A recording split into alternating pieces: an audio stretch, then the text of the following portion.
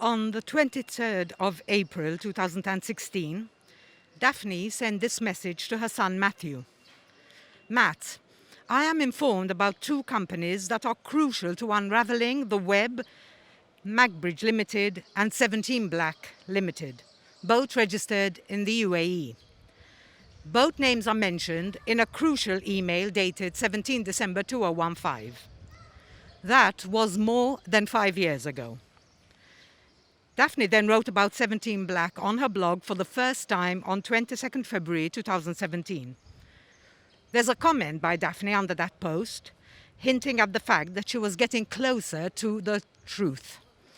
She wrote, "A couple of the owners of the magic new corruption power station, and it's Jorgen Fenech. It really figures."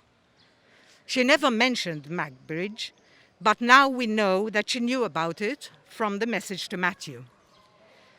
We don't know what else she had figured out. What we do know is that a few months after the first mention of 17 Black, her investigation into these two companies was stopped by her brutal assassination. We also know what followed. On the 18th of April 2018, the Daphne Project revealed the email showing 17 Black and Magbridge to be the target clients for Herneville and Tilgate. That's the same email that mentioned the expected deposits of €5,000 a day. Then on the 9th of November 2018, Reuters revealed the owner of 17 Black. And 2 months ago, on 29th March, Reuters and the Times of Malta revealed the owner of Magbridge. Why am I talking about this?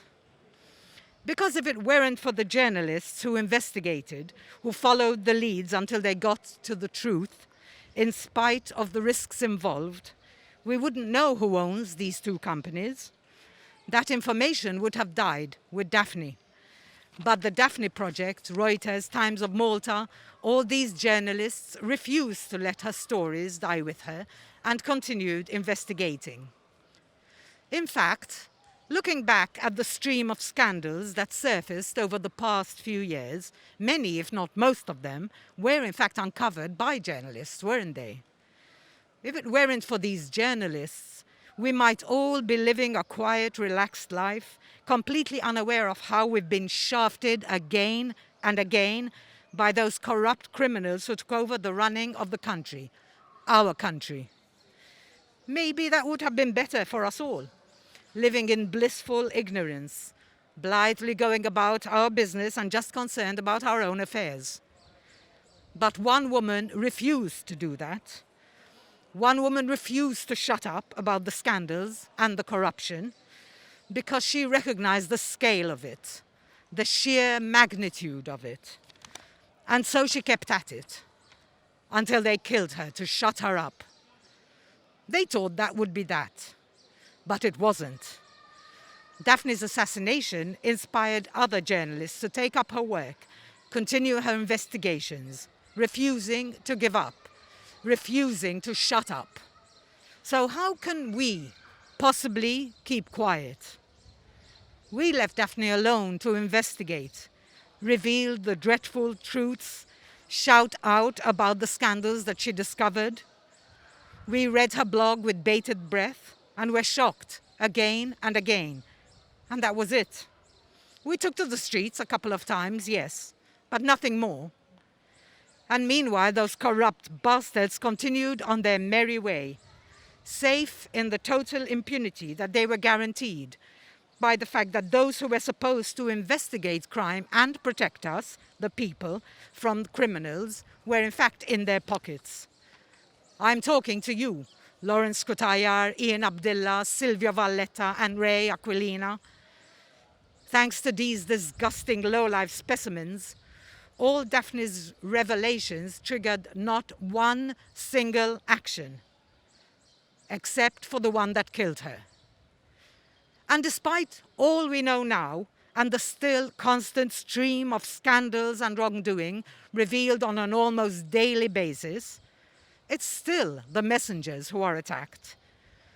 It's the people who reveal corruption, those who fight for justice, who are reviled and denigrated, not those who commit the crimes. Daphne said, setting a journalist up as a figure of hate is deliberate. It is done to undermine their message, enabling corrupt politicians to warp the perception of what they write and report about them. I am angry. I am furious. I'm sick of seeing attacks on journalists and activists. I'm livid that the courts have decreed that journalists doing their job to inform the public about conduct unbecoming in our politicians are now supposed to be investigated by the police for doing their job. I'm sick of the vicious memes, posts, attacks on all those who speak out against wrongdoing, the few politicians who are vocal, NGOs like Republica, activists, journalists. I'm sick of the blind partisanship of supporters of both parties who accuse anyone who points out wrongful behavior of being traitors or followers of the other party. Open your eyes. This is not about parties.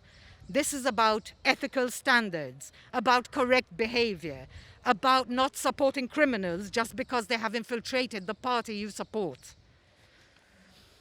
Sometimes it feels like a losing battle. But we have to remember where we started from. The monthly vigils with the same 200 or 300 people attending, the impunity of people like Owen Bonnici, found guilty of breaching our human rights and left in his ministerial post as Minister of Injustice, of people like Conrad Mitzi, Chris Cardona, Keith Schembri, Lawrence Kutaya, Peter Gregg, and disgraced ex-Prime Minister Joseph Muscat. They are all gone. Well, Owen is still around doing some job in a ministry created for him after he made a mess of the education ministry, but the rest are gone.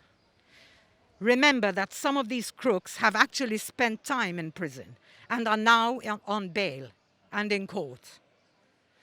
When we feel that the fight is useless and that we cannot win, we must remember those thousands of people in the streets day after day at the end of 2019. And that these Erbates did that with just the power of right on their side. And that is how those corrupt criminals were forced out of office. Daphne wrote, I promise to continue providing you with an oasis of sanity you want and need, as long as I am able to do so. And always remember that more and more people who are in the wrong do not become right by sheer force of numbers. Whenever I read that quote from Daphne, it hurts my soul, because she no longer provides us with that oasis of sanity, because she is not able to. I hope that the coming together of like-minded, truth-seeking people who care about the good of the country and not about their party has filled a little of the void that Daphne left. A little. That's all. But I do believe she would have been proud of what she inspired. Thank you.